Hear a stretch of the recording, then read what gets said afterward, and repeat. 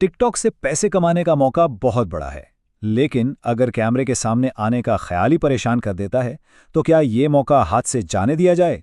नहीं, बिल्कुल नहीं। आज हम इसी का हल निकालेंगे। आपको जानकर हैरानी होगी कि एक हालिया स्टडी के मुताबिक 52% से ज्यादा क्रिएटर्स टिकटॉक पर सालाना $15,000 से ज्यादा कमा रहे हैं। जरा सोचें, ये एक अच्छी खासी सालाना तनख्वाह बनती है, और वो भी सिर्फ एक ऐप से। लेकिन यहाँ एक बहुत बड़ा लेकिन आ जाता है। लाखों लोग ऐसे हैं जो कैमरे के सामने आने से घबराते हैं। तो क्या इसका मतलब ये है कि ये मौका सिर्फ उन लोगों के लिए है जो बेझिझक कैमरे का सामना कर सकते हैं? खुशकिस्मती से ऐसा बिल्कुल नहीं है। तो आज हम एक मुकम्मल प्लेबुक को समझने वाले हैं। हम देखेंगे कि गुमनाम रहकर कमाने का मौका क्या है, फिर अपने लिए सही जगह यानी निश कैसे तलाश की जाए, आमदनी के 4 अलग अलग रास्ते कौन से हैं, टिकटॉक की सबसे बड़ी आजमाइश यानी ओरिजिनैलिटी का उसूल क्या है, और आखिर में कामयाबी के वो राज जानेंगे जो सबसे आगे रखने में मदद करते हैं। इस मसले का हल हैरानकुन हद तक सादा है। फेसलेस यानी बेचेहरा अकाउंट्स। ये एक ऐसी दुनिया है जहां शख्सियत से ज्यादा मवाद की अहमियत है। एक ऐसी स्ट्रैटेजी जिससे गुमनाम रहकर भी एक वफादार और मुनाफा बख्श कम्युनिटी बनाई जा सकती है। तो ये बेचेहरा अकाउंट आखिर है क्या? आसान लफ्जों में ये एक ऐसा टिकटॉक अकाउंट है जहां मवाद तो शेयर होता है, लेकिन क्रिएटर की शनाख्त जाहिर नहीं होती। जरा सोचें, वो रेडिट की कहानियां जिनके पीछे कोई गेम प्ले चल रहा होता है, या वो लाइफ हैक्स जो सिर्फ स्क्रीन रिकॉर्डिंग से समझाए जाते हैं। इन सब में खास बात यह है कि यहाँ कदरे मवाद की होती है, क्रिएटर के चेहरे की नहीं।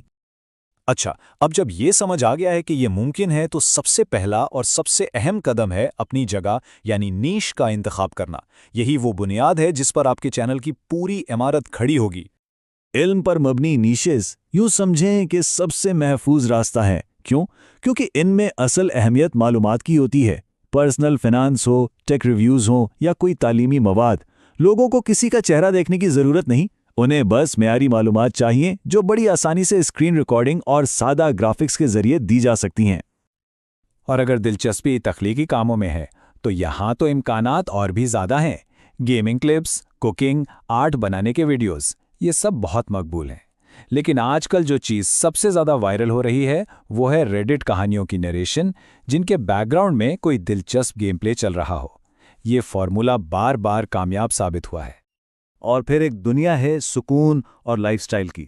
सोचें, मुराकबे की पुरसुकून वीडियोस, कानों को सुकून देने वाली ASMR आवाज़ें, या गोप्रो कैमरे से ली गई दिलचस्प फुटेज। यहाँ तक कि पालतू जानवरों की शरारतें भी वायरल हो सकती हैं, और ये सब कुछ चेहरा दिखाए बगैर मुमकिन है। तो ठीक है, नीश भी चुन ली और मवाद बनाना भी शुरू कर दिया, व्यूज़ भी आने लगे हैं। लेकिन अब सबसे बड़ा सवाल, इन व्यूज़ को पैसों में कैसे बदला जाए? इसके लिए 4 बुनियादी रास्ते हैं। ये 4 रास्ते हैं: creator rewards programme, sponsorships, affiliate marketing, और अपने डिजिटल प्रोडक्ट्स बेचना। और यहाँ एक राज की बात यह है कि जो सबसे कामयाब क्रिएटर्स हैं ना, वो सिर्फ एक रास्ते पर इन्हिसार नहीं करते। वो इन सबको मिलाकर अपनी आमदनी के कई जराए बनाते हैं। सबसे पहला और बुनियादी रास्ता है क्रिएटर रिवॉर्ड्स प्रोग्राम। ये टिकटॉक का अपना ऑफिशियल तरीका है जिससे वो अपने बेहतरीन क्रिएटर्स को इनाम देता है। सीधे लफ्जों में, जितना अच्छा और ओरिजिनल मवाद होगा और जितने ज्यादा लोग उसे देखेंगे, टिकटॉक उतने ही पैसे देगा। ये बहुत से लोगों की कमाई की बुनियाद बनता है। लेकिन इस प्रोग्राम का हिस्सा बनना इतना आसान भी नहीं। टिकटॉक देखना चाहता है कि आप वाकई संजीदा हैं। इसके लिए कुछ शराइत हैं: उम्र कम से कम 18 साल, 10,000 फॉलोअर्स, और पिछले 30 दिनों में 1 लाख से ज़्यादा व्यूज़। लेकिन सबसे अहम शर्त, और जहां अक्सर लोग मार खाते हैं, वो है आखिरी वाली: 1 मिनट से लंबी असली वीडियोस पोस्ट करना। और यही वो जगह है जहां ज़्यादातर लोग फंस जाते हैं। और यहीं से असल चैलेंज शुरू होता है।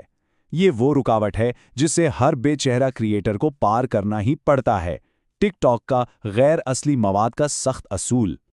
इस मामले में टिकटॉक बिल्कुल साफ बात करता है।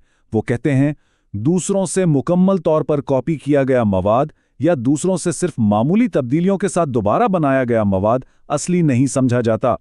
इसका सीधा मतलब है, अगर सिर्फ किसी और की वीडियो उठाकर उस पर कोई गाना या टेक्स्ट लगा दिया तो पैसे नहीं मिलेंगे। तो फिर फर्क क्या है? देखें, असली मवाद वो है जिसे खुद बनाया जाए, चाहे वो खुद बनाई हुई एनिमेशन हो या अपनी गेम प्ले रिकॉर्डिंग। जबकि गैर असली मवाद में वो डुएट या स्टिच वीडियोस शामिल हैं जहां अपना हिस्सा बहुत कम हो। टिकटॉक चाहता है कि मवाद में तख्लीक़कार की अपनी छाप नजर आए। इन उसूलों के पीछे एक कानूनी तसव्वुर है जिसे फेयर यूज कहते हैं। ये थोड़ा पेचीदा है, लेकिन इसका खुलासा ये है, क्या मवाद कुछ नया बना रहा है या सिर्फ असली मवाद की जगह ले रहा है। अगर किसी पॉडकास्ट का क्लिप लेकर उस पर अपनी राय, तज्जिया या मज़ा शामिल किया जाए तो ये एक तब्दीली है, लेकिन अगर सिर्फ वही क्लिप पोस्ट कर दिया जाए तो ये एक कॉपी है।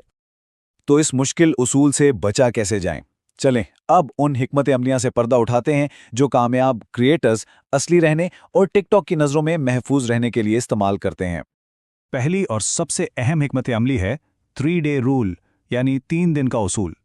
वायरल क्रिएटर्स या पॉडकास्ट तलाश करें, उनके चैनल पर जाएं और ताज़ा तरीन वीडियोस देखें। सिर्फ पिछले 3 दिनों में पोस्ट की गई वीडियोस से क्लिप्स इस्तेमाल करें। क्यों? क्योंकि ये मवाद एल्गोरिदम के लिए बिल्कुल नया होता है और इसके फ्लैग होने का इम्कान बहुत कम हो जाता है। इसके अलावा मवाद को सिर्फ इस्तेमाल नहीं करना, इसे ट्रांसफॉर्म यानी तब्दील करना है। हर क्लिप को अपनी तख्लीकी मिल्कियत बनाएं।